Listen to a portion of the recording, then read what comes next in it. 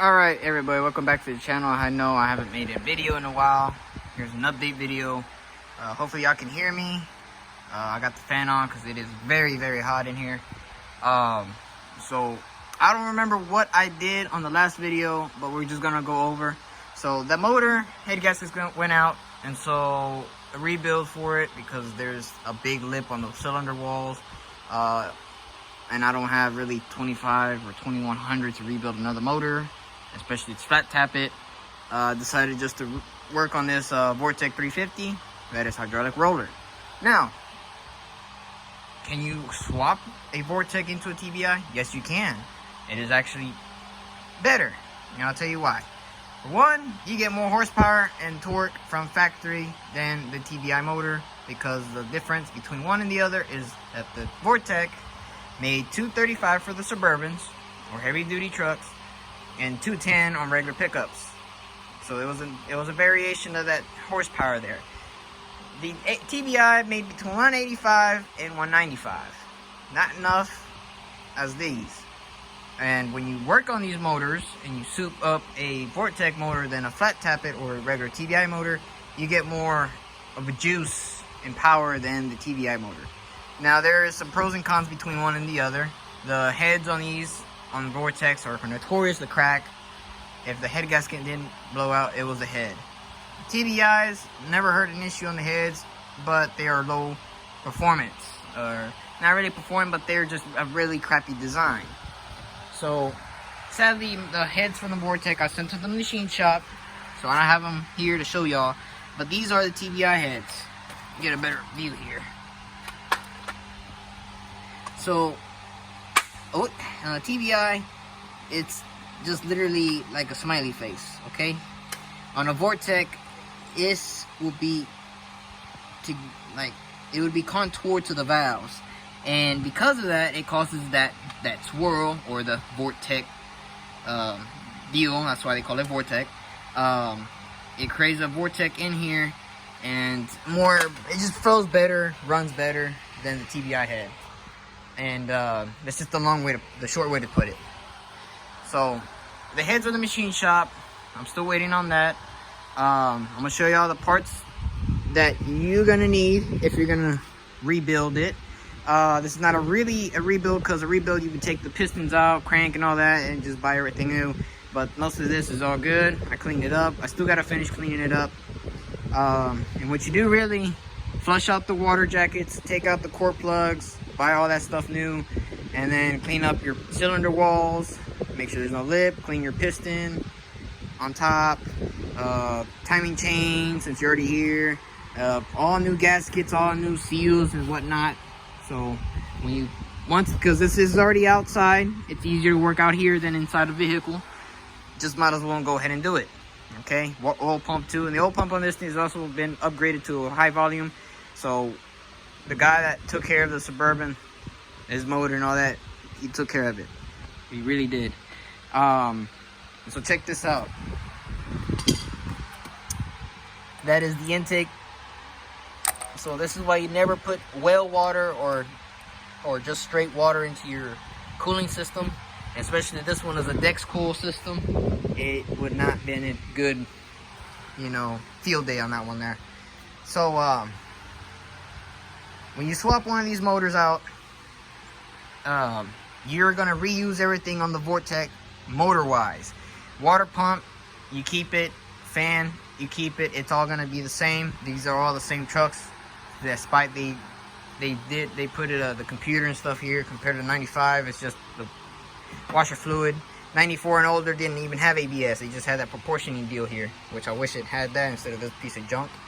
But anyways, there's a couple of people who show, and it's only like a minute long, 2 minute long of it running, but they don't actually show it from the start to finish. And there's only one guy who has 2 parts on his video, which he talks about a couple of things, but there's things that he did that I wouldn't do, and you shouldn't either. First one, do not reuse the TBI water pump. I'll explain why. TBI water pump has, on the passenger side, this is the driver's side, you see that extra hole there? On any time you buy a water pump gaskets set from the Autoport store, both of them come with that extra hole. That's because on these TBI motors and older, they had an extra port down there, which was the cooling passage between the motor and the water pump. As you can see there, it's a little bit, you know, longer on the side there. Vortec only has just the 4 instead of the 3. So if you would be looking at it, this would be the motor side. Down here would have the extra hole. Now, the guy used the TBI water pump for some odd reason. He had to plug the hole from the water pump since the Vortec block does not have that port. It would have been right there, as you can tell. So that's the only difference between the Vortec and the TBI, other than the timing cover deal here and the cam and this hole, and then all of this extra stuff. Luckily, this block can be turned into a Vortec. Just got to swap the cam to a roller and buy the lifters, because it already has the towers and it's been, you know, it's ready to go basically in the keepers. So back to what I was saying. The guy used the TBI water pump. He had to plug it up with JB Weld, and he said he did that so it can cool off, because he bought a intake. I can't remember if it's Autobrock or Chinese from eBay or Amazon, but let me show y'all. Before I move this, here's all the parts that I bought. You can pause it. That's everything just to get the motor together. And that power steering pulley, I will show y'all once it comes here in a different video. So we got most of the parts here. Engine tech on this both. That is the head bolts and the timing cover. So on an intake from Autobrock, here's the spacer and adapter for clearance issues. Okay, I bought this because I wanted to keep that 2-inch spacer deal from the mod that I made, if you remember. But I'm gonna take that off and I'll keep it as an extra part. But I got this here, which will do the job. But here's the thermostat you would use for this intake from O'Reilly's. If I can move this around, here's the part made in Israel. Not bad, not bad. Chuck it over there. All right. So on the intake manifold for a Vortec, which is the carburetor intake, you have literally 3 holes for your water. Here, here, and down here. Okay. My guy from the YouTube video I've seen, he ran the TBI pump. He ran that hose into the intake, and he said he didn't need the heater. And I seen the video, and his license plates are Texas. Okay, sure, I understand you don't want the heater cool, but when it gets into the winter months, and if you lived in Texas, you would know what I'm going to. When it freezes, you would like to have your heater. So instead of doing all that extra shit with no heater, I'm gonna show you the proper way, and it's not that hard. So this port down here literally is made for that extra, just like on the original Vortec intake. It is made for one of these connections. I think this is the heater one, and this one, the way that is and the way that is, I'm guessing this is the intake hose. So this, you keep your Vortec pump, you would reuse this hose or buy a new one, it don't matter, and this would go into here. That would solve your cooling issue. So if the guy watches this video, or I'm calling him out because I don't understand why he didn't do it. I don't need a heater because it's hot here in Texas. Well, yeah, when it's winter time, you would want that. But hey, you know, everybody does a deal differently. But I'm just gonna show you the right way. You don't have to do all this extra stuff. Doesn't make sense. And so that is the heater core. The heater core from the Vortec pump is gonna go the way like that one is back there. And so the TBI from the Vortec, the actual heater core to the intake of the TBI is this. It's in the back, but on the Vortec, it's in the front, even from the factory intake. So you would put that there, and then here is an extra hole. Now you need to get you, if you're running the EFI like I am, the TBI system, you would need to get the thermostat sensor. The temperature sensor that goes to the computer to regulate how much fuel. So, you would have to get an adapter from 1/2 inch, I think this is what this is, to the threads on the sensor, so you can get a reading on the coolant. And if you weren't thinking, well, will it reach? Well, obviously, because water is going to come up. It's going to have pressure in the system. And then there's this extra hole here, but I don't know if that could be used as the actual temperature sensor hole. It's just threads. There's nothing there for it to leak. So it's just one of those deals that I really don't know. So, but luckily I'm gonna just use that. If that is a hole, I'll just put a bolt with some Teflon so it won't leak. Long story short, that's just the easiest way to do it. Okay? So that's how the adapter and the spacer works. And then back here, you would run here. See, this is what it comes with. Hose clamps, a deal to block something off, and here's this. I don't know if this is for the intake or for that deal for the water pump. Either which way, you need another one if they're both all the same size. This is for your brake booster. So the guy, what I like about the guy, other than the water pump situation, he bought a barb deal, but it was like a 90-degree, and he put it there to the brake booster because it doesn't have that deal like the TBI does. So, and if you have the 700R4 where you're out of luck, you're gonna have to buy some adapter bracket deal. But since I'm running the 4L60, I don't need to worry about that. That's about it. There's nothing that hard. So when you swap, put all this back.